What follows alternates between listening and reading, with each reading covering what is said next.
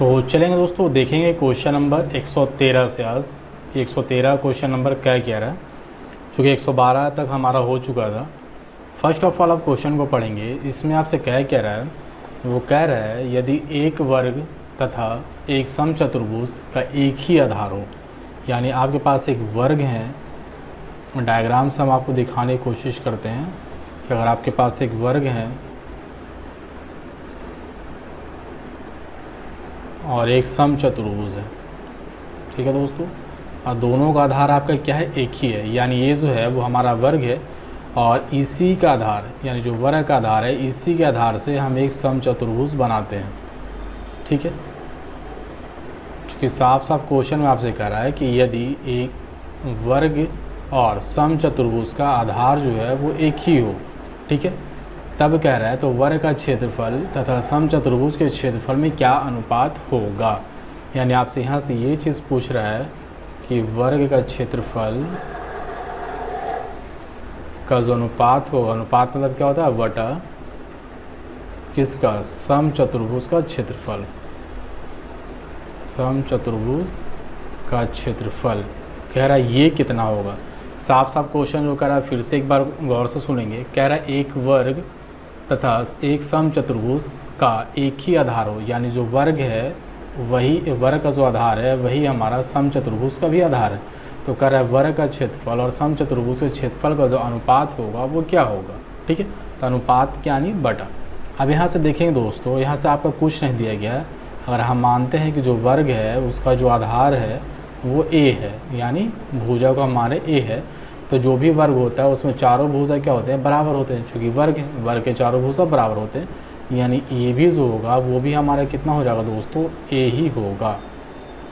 अब यहाँ से एक चीज़ देखेंगे, अगर हमको वर्ग का क्षेत्रफल चाहिए तो वर्ग का क्षेत्रफल क्या होता है, भुजा का स्क्वायर, यानी कह सकते हैं भुजा गुने भुजा। यानी आप लिख सकते हैं भुजे का स्क्वायर यानी ए का स्क्वायर, तो ए का स्क्वायर को हम लिख सकते हैं ए गुने ए भी लिख सकते हैं। ठीक है, अब यहाँ से हमें चाहिए समचतुर्भुज का क्षेत्रफल। तो समचतुर्भुज क्षेत्रफल आप याद कीजिएगा दोस्तों, एक होता था 1/2 गुने D1 गुने D2 भी होता था। अब यहाँ से एक वो फार्मूला नहीं लागू होगा, दूसरा फार्मूला हमने आपको बताया था पहले कि समचतुर्भुज का जो क्षेत्रफल होता है वो आधार गुने ऊंचाई भी होता है। क्योंकि समचतुर्भुज को आप समानांतर चतुर्भुज भी कह सकते हैं, तो आधार गुने ऊंचाई इसका सेकंड फार्मूला होता है। तो समचतुर्भुज जो ये आपका दिख रहा है इसका आधार कितना है, ए ही होगा। क्योंकि आपसे साफ साफ सवाल ही कहा है कि आधार दोनों का एक ही होना चाहिए, यानी इसका आधार तो ए हो गया, लेकिन ऊंचाई, अब ऊंचाई का बात कर लें तो यहाँ से हम कुछ ना कुछ ऊंचाई ले लेते हैं, और कुछ ना कुछ हम ऊंचाई लेंगे। तो अब यहाँ से गौर करने वाली बात है दोस्तों कि जो समचतुर्भुज होता है उसका भी चारों के चारों भुजा आपस में बराबर होते हैं। तो समचतुर्भुज का एक भुजा जो आधार था वो ए था, तो ये भुजा भी ये होगा, ये वाला भुजा भी ये होगा, और ये वाला भुजा भी ये होगा। तो आप देखेंगे समचतुर्भुज का जो भुजा होगा वो भी सबका सब ए होगा। अब यहाँ से हम इसको एच मानते हैं, चूँकि ये क्या है, समचतुर्भुज की ऊंचाई है, तो समचतुर्भुज की ऊंचाई को हमने एच माना। अब एच जो होगा वो देखिएगा आपको ए से कम दिखेगा, यानी छोटा दिखेगा। ए जो है वो हमारा कर्ण है और एच जो है वो हमारा ऊंचाई है। तो यहाँ से जो सबसे बड़ी भुजा होती है वो कर्ण होती है, यानी ये जो भुजा आपको दिख रहा होगा ये सबसे बड़ा होगा, और एच का जो वैल्यू होगा वो कहीं ना कहीं ए से छोटा होगा। यानी आप कह सकते हैं ए का जो वैल्यू होगा वो एच के वैल्यू से क्या होगा, बड़ा होगा। ठीक है, तो यहाँ से आपको लिखना है, यहाँ से जो आपको लिखना है आधार गुने ऊंचाई, तो आधार तो ए लिख लिया, ऊंचाई आपका कितना है, एच है, तो एच डाल देंगे। अब ए से ए क्या हो जाएगा, कैंसिल आउट हो जाएगा। अब यहाँ से आपके जो बचेंगे वो ए बटा एच बचेगा। अब ए बटा एच में हम क्या करें, ए जो है वो आपका एच से बड़ा है, तो जब भी कोई संख्या बड़ा होता है किसी भी संख्या से तो वो एक बार ज़रूर भाग लगता है। जैसे एग्जांपल के तौर पे हम लेके चलते हैं कि आपका क्या है, ए का मान अगर 5 ले लें और एच का मान 4 ले लें, तो 5 जो है वो 4 से बड़ा भी है। अगर इसी को हम भाग देना चाहें यानी 5/4, तो एक बार तो ये ज़रूर लगेगा, उसके बाद ना पॉइंट में समथिंग कुछ और आएगा, तो एक बार ज़रूर लगेगा। यानी यहाँ पे हम क्या जान रहे हैं कि ए जो है वो एच से बड़ा है, यानी एक बार तो वो डिवाइड होगा ही होगा, उसके बाद पॉइंट में समथिंग कुछ और आएगा। यानी हम कह सकते हैं कि एक से क्या होगा, अधिक होगा, ए बटा एच, यानी ए बटा एच को हम कह सकते हैं कि एक से अधिक होगा। तो ऑप्शन नंबर ए में आप देख लेंगे, ऑप्शन नंबर 1 में है एक से अधिक, और यही जो है इस सवाल के जवाब है दोस्तों। और ये थोड़ा सा मुश्किल सवाल है चूँकि एनडीए में पूछे गए। नेशनल डिफेंस एकेडमी, और ये आपके काफ़ी अच्छे एग्ज़ाम होते हैं, इसलिए थोड़ा सा क्वेश्चन को घुमा करके आपसे पूछा गया था। बढ़ेंगे आज के अगले सवाल की तरफ। आज का जो अगला सवाल है दोस्तों, यहाँ से कह रहा है किसी वर्ग की लंबाई में बढ़ोतरी 40% तथा चौड़ाई में 40% की कमी की जाती है। यानी आपके पास एक वर्ग थे, चलिए फिगर से समझेंगे तो बहुत अच्छे तरीके से समझ में आएगी। अब यहाँ से देखिए कह रहा था कि एक वर्ग आपके पास है, तो सबसे पहले हमने एक वर्ग का डिज़ाइन बना लिया। अब कह रहा है कि जो भी वर्ग था, इसका जो भी लंबाई था, जो चौड़ाई था, उसमें कह रहा है कि लंबाई में 40% तथा 40% तथा चौड़ाई में 40% कमी, यानी जो लंबाई है उसमें 40% का वृद्धि कर दिया। यानी जो शुरू में है, हम मान के चलते हैं कि वर्ग का जो भुजा होगा वो शुरू में कितना होगा, 100 होगा। अब इसमें 40% का वृद्धि कीजिएगा तो ये बढ़ के कितना हो जाएगा, 140 हो जाएगा। यानी जो लंबाई पहले से 40 मीटर था वो अब बढ़ के कितना हो जाएगा, 140 हो जाएगा। क्योंकि 40% का आप क्या किया, यहाँ से 40% का इंक्रीजमेंट आपने कर दिया, बढ़ोतरी कर दिया। किस में, लंबाई में। लेकिन चौड़ाई में कह रहा है कि चौड़ाई में 40% की कमी की जाती है।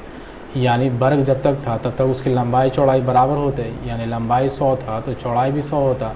तो कह रहा है कि लंबाई में तो आपने 40% का वृद्धि कर दिया, लेकिन चौड़ाई में 40% का कमी। तो 100 में 40 का कमी करेंगे यानी कितना हो जाएगा, ये हमारा 60 हो जाएगा। यानी कह सकते हैं कि चौड़ाई पहले से 100 था तो अब घट करके 60 हो गया है। तब ये क्या बन जाएगा, मेरा आयत बन जाएगा। चूँकि लंबाई बढ़ गई और चौड़ाई घट गई तो ये हमारा आयत बन जाएगा। तो कह रहा परिणामी आयत, परिणामी मतलब जो वर्ग बदल गई है आयत में वो बना हुआ आयत। तो परिणामी आयत यानी आयत तथा वर्ग का क्षेत्रफल का अनुपात। तो आयत का क्षेत्रफल और रेशियो निकालना है वर्ग का क्षेत्रफल। तो आयत का क्षेत्रफल आप क्या जानते हैं दोस्तों, लंबाई गुने चौड़ाई। तो आयत का लंबाई गुने चौड़ाई, यहाँ पे देख लीजिएगा, लंबाई है 140 और चौड़ाई कितना है 60। तो ये आयत का क्षेत्रफल हो गया। वर्ग का क्षेत्रफल, वर्ग का क्षेत्रफल होता है भुजा गुने भुजा या भुजे का स्क्वायर। तो 100 गुने 100 लिख सकते हैं, कोई डाउट नहीं ना। अब इसको यहाँ से चूँकि रेशियो है तो रेशियो में काटेंगे तो 0 से 0, फिर एक 0 से एक 0, इधर कट जाएगा 3 दूना 6 और ये कट जाएगा 50 दूना 100, फिर कट जाएगा 25 दूना 50 और 7 दूना 14।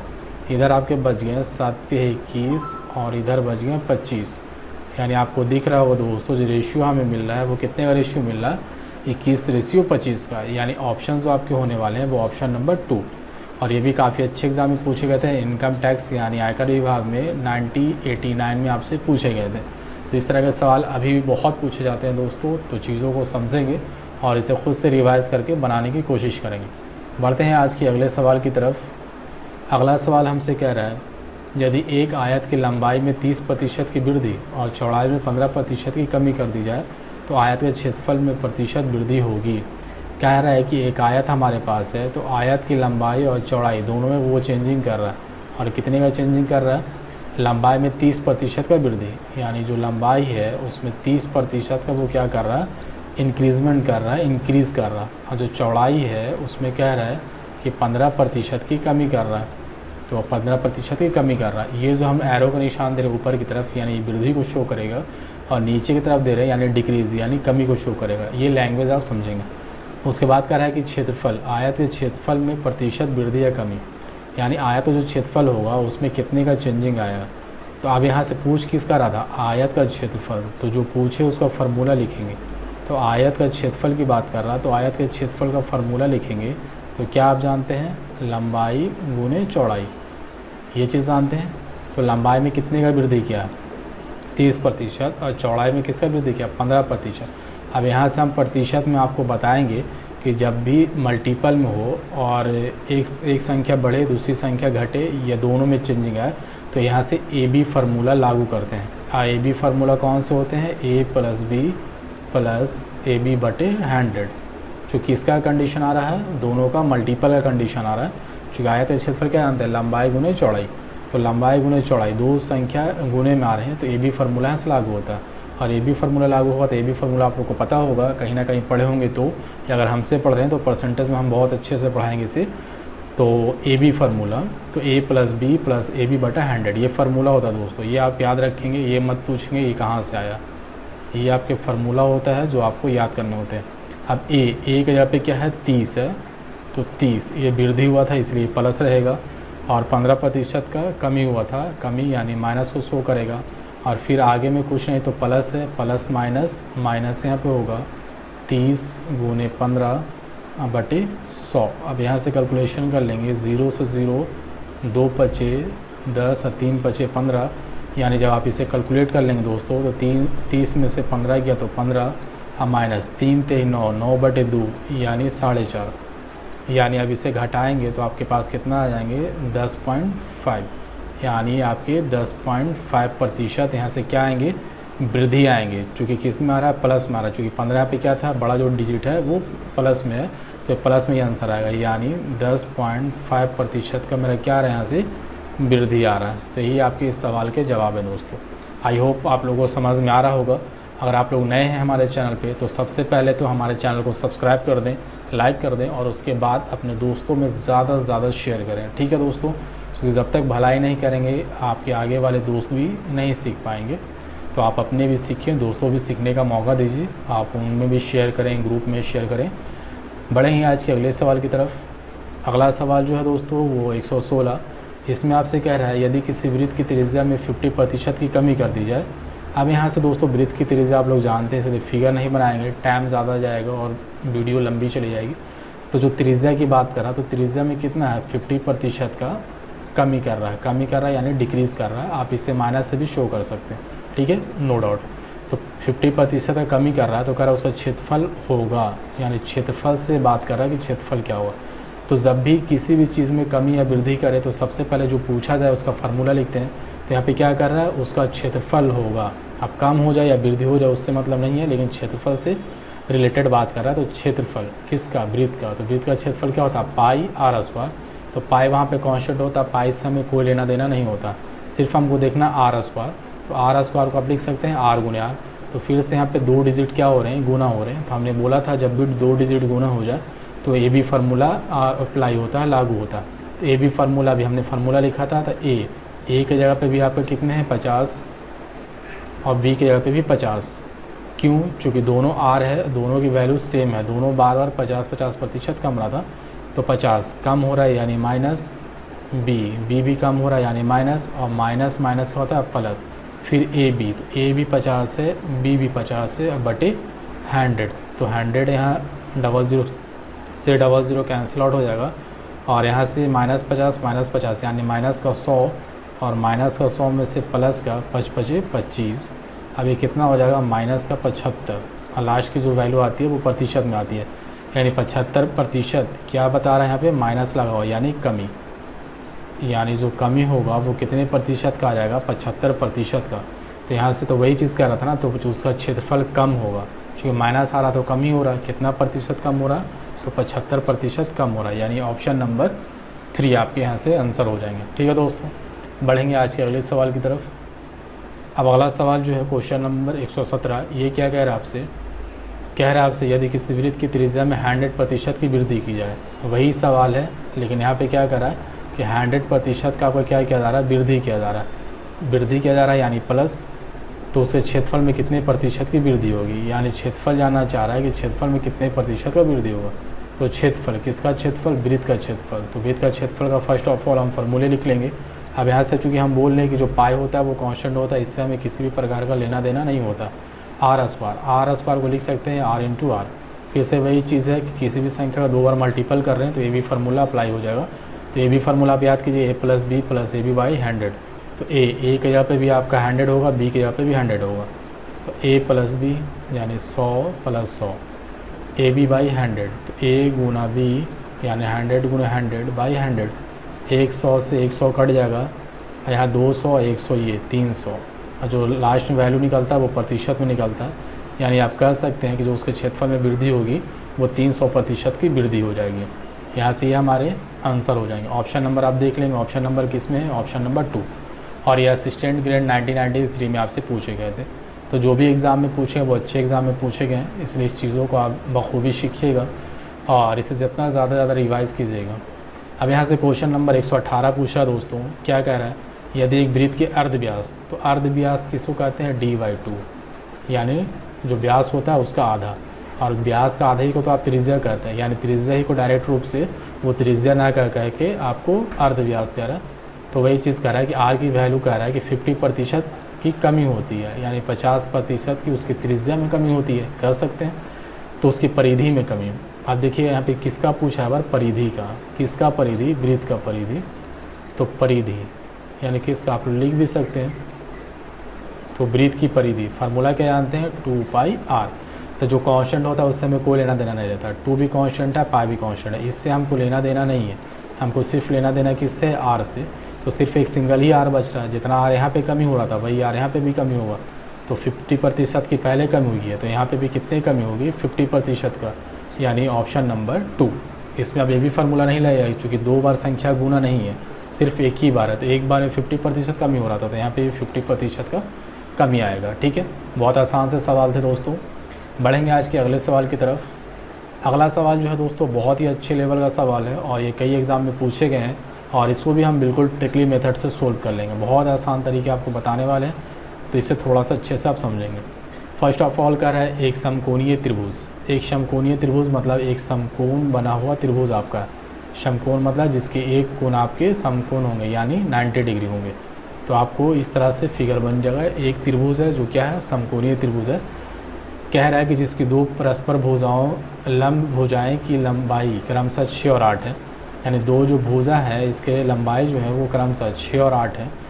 फिर कह रहा है तो प्रत्येक शीर्ष पर एक एक घोड़े 3 मीटर की रस्सी से बांधे जाते हैं। प्रत्येक शीर्ष में, मतलब अगर इस शीर्ष की बात कर लें तो यहाँ से भी 3 मीटर रस्सी से एक घोड़ा बांधा जाएगा। जब घोड़ा बांधा जाएगा तो वो इस तरह से पूरे एरिया को चर लेगा। फिर ये अगर शीर्ष की बात कर लें तो यहाँ पे एक घोड़ा बांधा जाता है और यहाँ से अगर एक 3 मीटर का रस्सी लिया जाए तो 3 मीटर की रस्सी से इस एरिया को पूरा को चर लेगा। अगर इस शीर्ष पे हम बांधते हैं घोड़े को तो इस एरिया से 3 मीटर की रस्सी से वो इस पूरे एरिया को चर लेगा। अब यहाँ से कह रहा है तो ये जो भी रस्सी है, रस्सी क्या है वो आर होता है। यानी अगर ये पूरा एक वृत्त बना ले, पूरा अगर मान के चलेंगे कि पूरा वृत्त बना ले, तो जो रस्सी यहाँ से यहाँ शो हो रहा है दोस्तों वो क्या है, रेडियस का काम कर रहा है। यानी जो रस्सी की लंबाई होती है वो त्रिज्या का काम करती है। तो त्रिज्या यहाँ से कितना आपको दिख रहा होगा, 3 सेंटीमीटर, सॉरी मीटर में है तो 3 मीटर ही कर लेंगे। फिर कह रहा है कि चारागाह के कितने क्षेत्रफल को वे चर पाएंगे। यानी जो चारागाह था आपका समकोणीय त्रिभुजाकार का, इसका कितना भाग को वो चर लेगा, कितना जो क्षेत्रफल है उसको चर लेगा। अब यहाँ से देखेंगे समकोण त्रिभुज है, तो समकोण त्रिभुज में त्रिभुज है ना, तो तीनों कोणों का जोड़ कितना होता है, 180, यानी 90 यहाँ पे 45 45 90 ये, यानी टोटल तीनों कोणों का जोड़ हम निकालें तो तीनों कोणों का जोड़ कितना होता है, 180। चूँकि त्रिभुज है, त्रिभुज में तीनों कोणों का जोड़ होता है 180। आप जानते हैं कि जो त्रिज्या खंड का क्षेत्रफल होता है वो थीटा बटे 360 पाई आर स्क्वायर होता है। तो थीटा, टोटल थीटा मतलब तीनों का एक ही में हम जोड़ देते हैं, तो तीनों का टोटल थीटा मिला कितना हो जाएगा, चूँकि तीनों एंगल को जोड़ दिए तो तीनों एंगल का जोड़ कितना होता है 180। तो तीनों एंगल का जोड़ का हो जाएगा 180। तो थीटा बटे 360, तो 360 इंटू पाई आर स्क्वायर। तो थीटा तीनों कोणों का जो जोड़ है तो 180 हो गया, अब बटे 360 फार्मूला वाला ये कितना हो जाएगा, 2 बार कट जाएगा। यानी आप यहाँ से कह सकते हैं पाई आर स्क्वायर बटे 2। अब यहाँ से दोस्तों इस तरफ आएंगे थोड़ा सा, पाई आर स्क्वायर, तो पाई में देखिए जो भी आपके ऑप्शन है सब पाई में है, तो पाई को मत तोड़िएगा, 22/7 में पाई रहने दीजिएगा। आर स्क्वायर, आर जो है यहाँ से कितना है दोस्तों 3 है, तो 3 का स्क्वायर अब बटे 2, तो बटे 2।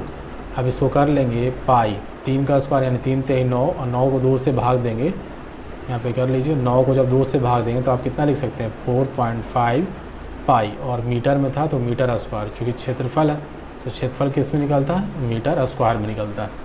तो आपके कितने पूरे एरिया को वो चढ़ जाएगा, वो चढ़ जाएगा 4.5 पाई मीटर स्क्वायर को वो चढ़ के कवर कर लेगा। ठीक है दोस्तों, तो बहुत आसान से सवाल थे, बस थोड़ा सा आपको माइंड लगाना था। तो ऑप्शन नंबर यहाँ से देख लेंगे किस में, ऑप्शन नंबर 2 में आपको दिख रहे हैं 4.5 पाई मीटर स्क्वायर। और थोड़ा कम या उससे कोई मतलब नहीं है एक्चुअली, सॉरी थोड़ा कम वगैरह नहीं होगा। यहाँ पे एक और ऑप्शन दिए गए आपके ऑप्शन नंबर 4 में 4.5 मीटर स्क्वायर, चूँकि एक्यूरेट वैल्यू आ रहा है 4.5, तो यहाँ से ऑप्शन नंबर 4 कर लीजिएगा, ना कि ऑप्शन नंबर 2।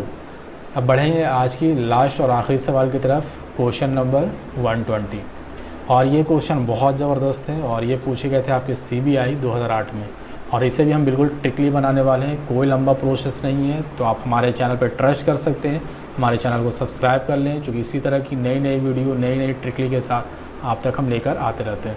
तो चलेंगे इसे देखेंगे। 120 में क्या कह रहा है किसी वृत्ताकार मार्ग की बाह्य तथा आंतरिक परिमाप, यानी एक वृत्ताकार मार्ग है और इसके बाह्य तथा आंतरिक, बाह्य मतलब बाहरी, यानी ये बाहरी हम परिधि ले रहे हैं, और इसके आंतरिक यानी इसके अंदर में एक वृत्त है, और इस वृत्त का जो परिधि है वो, चूँकि दोनों वर्ड यहाँ पे यूज़ किया है, बाह्य तथा आंतरिक परिमाप। तो बाह्य परिमाप हमने ये ले लिया, आंतरिक परिमाप जो है ये ले लिया।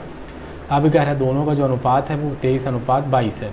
अब इस जो त्रिज्या है दोस्तों, इसके जो अंदर वाले हैं इसको स्मॉल आर मानते हैं, और जो बाहर वाला है इसके जो त्रिज्या है इसको कैपिटल आर मानते हैं। चूँकि बड़ा वाला है तो बड़ा वाला आर, छोटा वाला है तो छोटा वाला आर।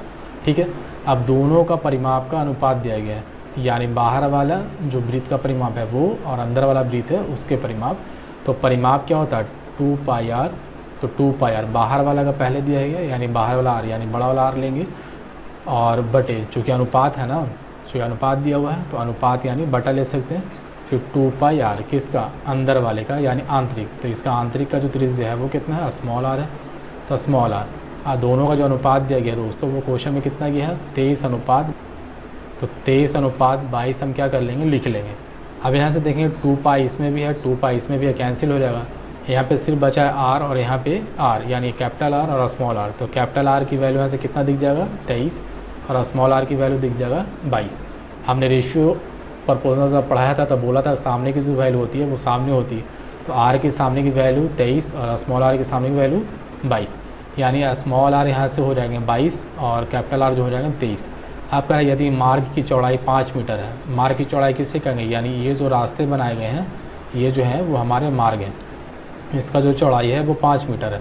अब यहाँ से देखिएगा जो बड़ा वाला आर है यहाँ से लेके यहाँ तक 23 है, और छोटा वाला यहाँ से लेके यहाँ तक का 22 है, यानी दोनों का अगर हम बात कर लें यहाँ पे दोनों का, तो अंतर मेरा रेशियो में कितना आ रहा है, 1 आ रहा है, क्योंकि बड़ा वाला पूरा आर जो है वो 23 है, छोटा वाला 22 है, यानी दोनों को जब घटाएंगे तो रास्ते की चौड़ाई निकलेगा, और रास्ते की चौड़ाई यहाँ पे अनुपात में मेरा कितना निकलेगा 1, लेकिन एक्चुअली में क्वेश्चन में कितना दिया, रास्ते की चौड़ाई 5, यानी इसके हिसाब से कैपिटल आर में से स्मॉल आर घटाते हैं तो वो रास्ते की चौड़ाई देगा, और वो कितना दे रहा है हमें, रेशियो में 1 दे रहा है, चूँकि ये जो 23 और 22 जो है वो रेशियो की वैल्यू है, ऊपर क्वेश्चन में आप देख लेंगे। तो जब यहाँ घटाते हैं तो रेशियो में इसका 1 मान आएगा, लेकिन एक्चुअल में क्या कर रहा है वो रास्ते की जो चौड़ाई वो 5 मीटर है, यानी इसके हिसाब से 1 है, लेकिन एक्चुअल में वो 5 है। अब कह रहा है तो आंतरिक व्यास, आंतरिक वृत्त का व्यास क्या होगा, आंतरिक वृत्त का व्यास। अब यहाँ पे देखेंगे दोस्तों 1 की वैल्यू 5, तो आंतरिक त्रिज्या है उसका निकाल लेंगे। तो आंतरिक त्रिज्या, आंतरिक मतलब छोटा वाला जो है त्रिज्या आर, तो 22, 1 का मान 5, तो 22 का मान कितना हो जाएगा 22 × 5, यानी 22 × 5 = 110 मीटर। तो ये क्या निकला है, ये आर निकला है, स्मॉल वाला आर। अब यहाँ से आपसे आर की वैल्यू नहीं पूछा था, हालांकि ऑप्शन आपके दिए गए हैं, तो जल्दबाजी में आप गड़बड़ नहीं करेंगे। यहाँ से आपसे आर नहीं पूछा है, क्या पूछा, वृत्त का व्यास, तो व्यास पूछा है, यानी डी पूछा है, तो डी बराबर क्या होता है 2r। तो 2r की वैल्यू आपने कितना निकाला 110, तो मल्टीपल कर लेंगे, यानी कितना आ जाएगा 220 मीटर। और यही 220 मीटर आपके क्या होंगे, इस सवाल के जवाब होंगे, क्योंकि ये पूछे गए थे आपके CBI में। ठीक है, तो ये एग्ज़ाम बड़े हैं इसलिए थोड़ा सा आपसे नॉलेज भी बढ़ा चाहता है, तो आप इस तरह से चीज़ों को सोल्व कर लेंगे।